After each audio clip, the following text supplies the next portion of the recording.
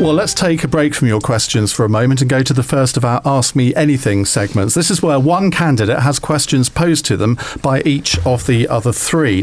There are 4 of these dotted through tonight's debate, each lasting around 5 minutes. Now, the order has been drawn by lots, and the first to be questioned is Yvette Cooper. Andy Burnham, what would you like to ask Yvette? Well, I'd like to ask Yvette. She might have anticipated this question, but I would begin by saying we both agree, Yvette, that Labour spending didn't cause the crash. But with hindsight, do you really think that we did nothing wrong and that we didn't let the deficit get too high?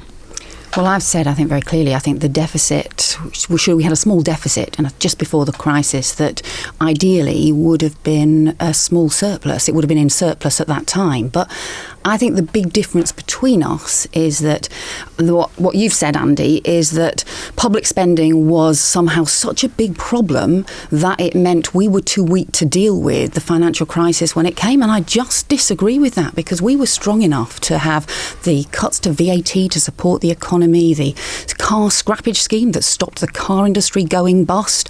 We're also strong enough to do the support for pensioners and to stop Royal Bank of Scotland going bust.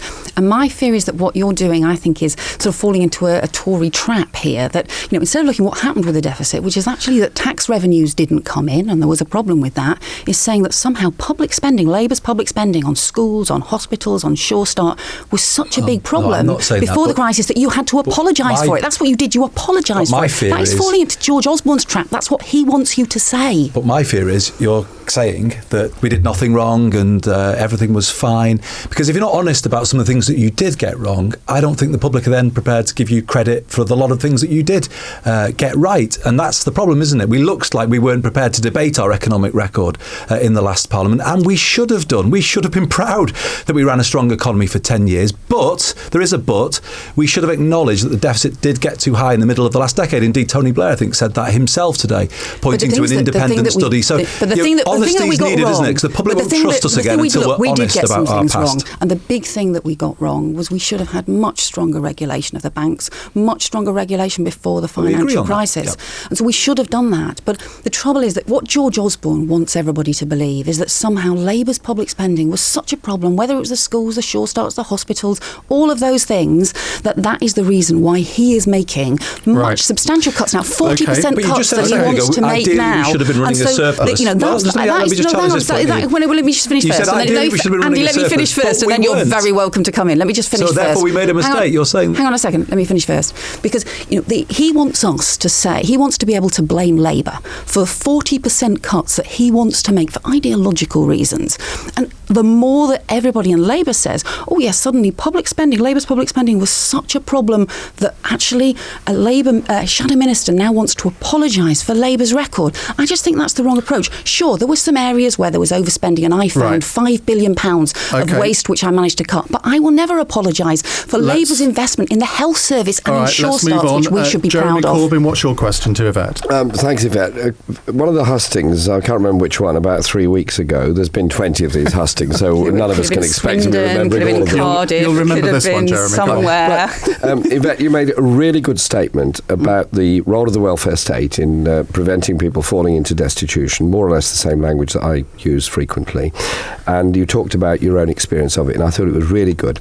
And so what concerns me is the policy that we seem to be falling into of saying that people who legally come to this country, legally work here, legally pay taxes, legally pay national insurance, if they get into a problem, which we could all get into at any time, they cannot access benefits for the first few years they're here. Don't you think it would be better and fairer if we said, once somebody's here, once they're paying as they are, all those things, they should have the same access to benefits as you and I have? Well, we already have a system where people who come from outside Europe can't claim any benefits or support until they've been here, usually for at least 5 years. It's obviously different for asylum seekers and refugees. Well, hang on, it's different for refugees and asylum seekers, because it should be, because I think it's different from immigration. But when people come to Britain from outside Europe, they don't can't claim any support. And I think if you were going to go and work in Spain or in Germany or another country across Europe, I don't think you would expect to be able to claim benefits straight away. So I think if people have been contributing first, that's a good thing, and that is fair enough. But I don't think it's right for people to be able to claim benefits straight away when they first arrive. I think that should apply for Brits going to other countries across Europe as well. And the reason I think it is because otherwise what happens is that all of these European countries all have an incentive to start cutting all of their social security support, and it becomes a race to the bottom between countries. We don't want that. We need to support that social solidarity across all Germany countries. gives far more support to people anyway all the time, and in Britain we have a generation of unprocessed refugee cases. I mean, you're aware of this from your own that's a nightmare. Jeremy, they are living in destitution. We have to let Liz Kendall ask her question. Liz, refugees. what would you like to ask? What would you change from our last manifesto's immigration policy?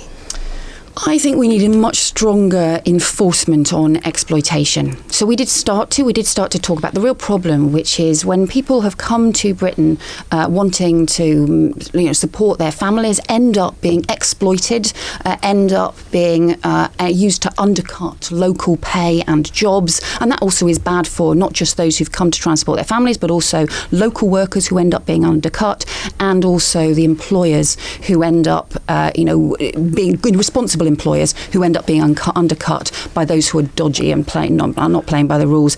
I think we should probably have gone much further in terms of how you're going to actually enforce that, because talking about changing the law, talking about strengthening the law on the exploitation is absolutely right, but unless there's some way of enforcing it, nothing's going to happen. Like how? Right. For example, the Gangmasters Licensing Authority was actually much too weak. We should have a much stronger enforcement. You could use local authorities with it. You could have a new enforcement mechanism across the country, but something that actually makes sure the rules are enforced, because otherwise nobody has confidence in the system. Okay. The thing I've been worrying about is if they're going to run the trains 24 hours at the weekends, Yes.